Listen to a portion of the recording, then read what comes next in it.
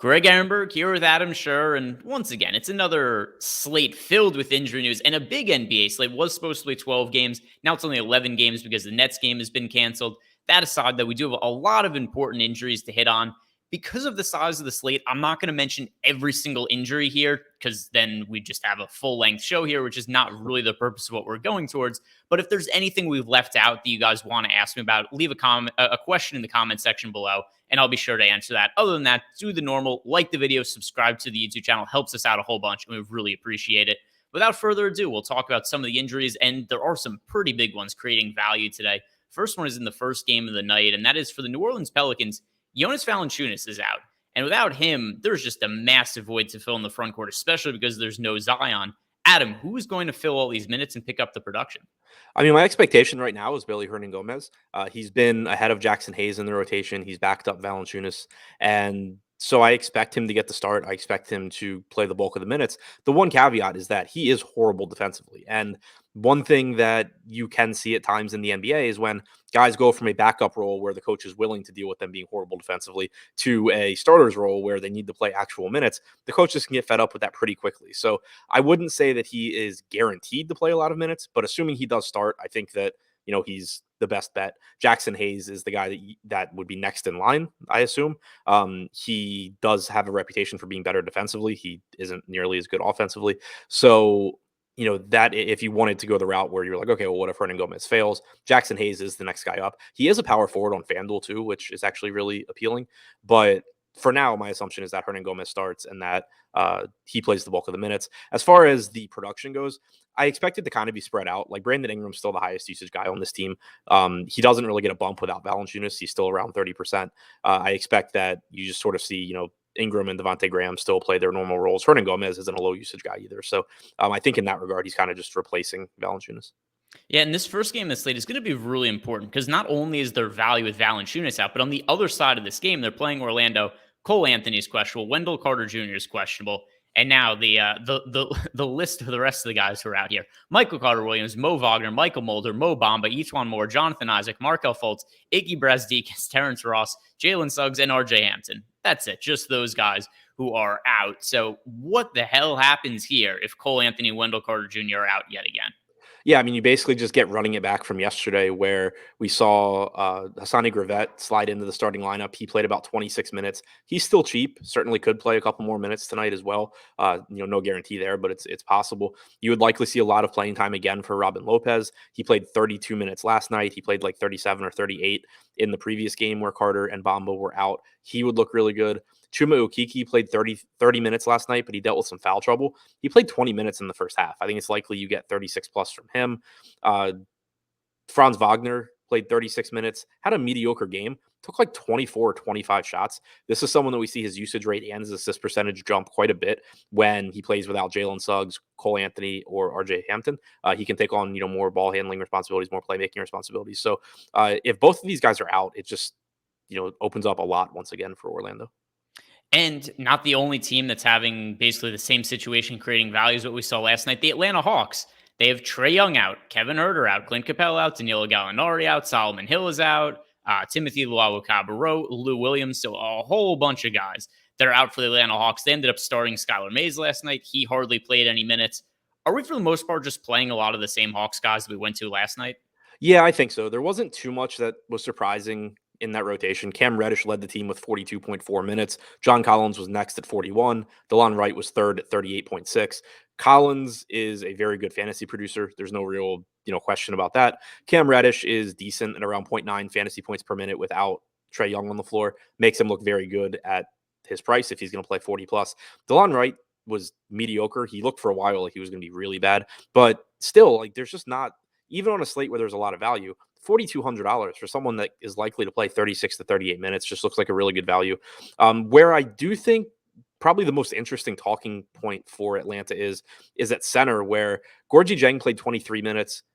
Onyeka Okongwu played 19, but Okongwu dealt with foul trouble in the first half. They said coming into the game that he was on a minutes limit, so I don't know if he played more in the second half because he played less in the first half, or if they were just lying and the plan was to play like 24 minutes apiece, in which case you would get a $3,100 Okongwu at power forward playing 24 minutes. So not the worst spot to roll the dice in tournaments, maybe, but still should not have a ton of confidence in his playing time, given that he's been on a minutes limit and this is a back-to-back. And today's injury report is sponsored by Yahoo, as is usual. If you guys have not checked out the new promo that Yahoo is running for the holidays upcoming, they have something called the 12 Days of Winning, which is just a lot of great contests they're running over on Yahoo. Also, if you're making your first deposit, use the promo code XMIS100. That is all one word, all capital letters, XMIS100. That'll get you up to $100 on your first deposit that you make, a bonus. And then something else also. Oh, wait, there's more. Yes, there is more, which I'm sure you guys know about this deal that we have with Yahoo. We've been hammering this home. But if you are new to Yahoo, sign up, make your first deposit using the link we have. That will get you 1 free month of Awesemo Plus Platinum. And we have all the tools we have for DraftKings and FanDuel. We have those for Yahoo as well. All right, carrying on with the injury report here. And the next one to talk about is the Detroit Pistons. Cade Cunningham, he is in the COVID protocols now. We also have Frank Jackson is questionable. So with the news that there is no Cade tonight, and if Frank Jackson is out, how do you think the Pistons are going to allocate the guard minutes? You said if Frank Jackson is out? Yes. I would expect that you're getting, if Killian Hayes can stay out of foul trouble, I'd expect you're getting 30 plus from him. I would expect you're getting mid-20s from Saban Lee. I would expect you're getting like mid-20s from Corey Joseph. And would that make any of them appealing DFS options? Or is it just a thing where it's like, hey, these guys all suck. It's hard to know where the minutes are going. I'm going to get my value elsewhere. Mostly that. I mean, it's never wrong, like in large field tournaments, to take shots at guys when they're $3,800 like Hayes is or $3,400 like Joseph is, if there's a chance that they're going to get 30 plus minutes. But there's so many good plays on this slate that what's going to end up happening is you're going to have like a top tier of really good plays that are really popular, and then a second tier of really good plays that are less popular, and a third tier of still pretty good plays that are less popular. Killian Hayes, Corey Joseph, guys like this, they kind of fall like probably a little below that final tier. Moving on to more COVID news. The New York Knicks, some positive news. Obi Toppin's coming back. We've also got RJ Barrett coming back. It's unclear what kind of roles they're going to have as of yet. So it's definitely something we're going to need to get a little more information from beat reporters. But at least for now, they've tested out of the health and safety protocols. However, still in the protocols for the Knicks, Nerlens Noel, Kevin Knox. Derrick Rose is injured, but still it's going to be important. He's out for the next 8 weeks after undergoing ankle surgery. Quentin Grimes, Miles McBride, and Emmanuel Quickley all out. How do you view the Knicks backcourt, guys? We've seen a lot of ownership going to guys like Kemba Walker and Evan Fournier recently. We've got Barrett potentially back. Their prices have also gone up. Where do they stand for today? So assuming that RJ Barrett and Obi Toppin are good to go, I basically view this as the Knicks adding one more player to their rotation. Because if you look at what they've done recently with all of these guys out, in the last game, Damian Dotson and Wayne Selden combined for about 13 minutes. That's, essentially nothing. You got 40 minutes from Kemba, from Fournier, from Burks. You got 38 from Randall. So you have Nerlens Noel out. For all intents and purposes, I think Obi Toppin is basically replacing him minutes-wise. Taj Gibson and Mitchell Robinson probably split the minutes at center.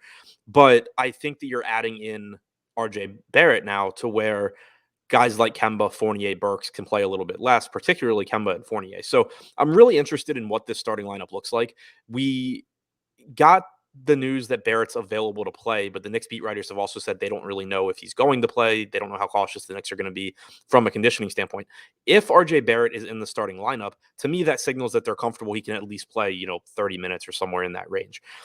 If Kemba Walker is in the starting lineup, I think it's a signal that he's likely to continue playing a lot of minutes, and he probably gets, at least low to mid 30s here, even with Barrett back. Where I think it gets interesting, though, is what if RJ Barrett starts and Kemba Walker doesn't? I think that's a really bad sign for Walker. This is someone that the Knicks willingly removed from the rotation recently. He's come back basically out of necessity. He's played well, but if they don't start him, I think it's a bad sign for his minutes. And also, if Barrett is active and starting, it also makes it so guys like Kemba and Fournier, their minutes are less secure. We've seen for a lot of the season that Fournier not playing in the fourth quarter because he's not very good.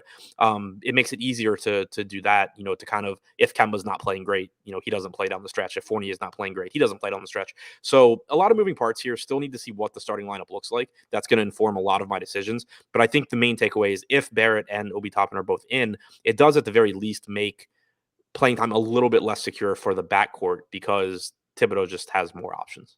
I like how Thibodeau is no in between role for Kemba Walker. They're like, hey, you're Right. starting and playing 40 minutes. You're out of the rotation. There's no in between. It's either all the work or a little bit of the work. Certainly like this video, subscribe to the YouTube channel, check out the deeper dive live before lock later today. We're gonna have a little bit more of a clear picture on where the Knicks stand. Next piece of injury news, and this is an old one. We got Giannis Antetokounmpo, Bobby Portis. They're both in the health and safety protocols. But I still think it's worth talking about because DeMarcus Cousins is cheap and there's still playable price points on Drew Holiday and Chris Middleton. How do you view the Bucks guys without Giannis and Portis? I still think that they're good options because this is a situation where, the salaries are coming up, except in the case of Drew Holiday on DraftKings, where he dropped $1,100 overnight. But that also drives down the ownership and it puts these guys kind of in that second tier I was talking about earlier, where they're still very good plays. They're just not the best plays on the slate. But we know that Drew Holiday and Chris Middleton are both capable of going out and giving you 50 fantasy points when they're playing without Giannis. They most likely will have their minutes staggered, so they're getting some run where they're the only, real player on the court, and they are fine alongside each other as well. So they still look like good options. DeMarcus Cousins at 4,700 is probably the most interesting piece because we saw 28 minutes from him again yesterday. Now, Mamukelashvili was out, but they did have other bigs back. So it wasn't like it was a necessity for Cousins to play 28. And that's 2 games in a row now where he's played 27 and 28 minutes where he didn't really need to if the Bucks didn't want him to. I don't think that there's really any reason to be concerned about Cousins' conditioning at this point. I think it's likely he gets at least 24 minutes, if not more. And at 4,700, that makes him look like a good value.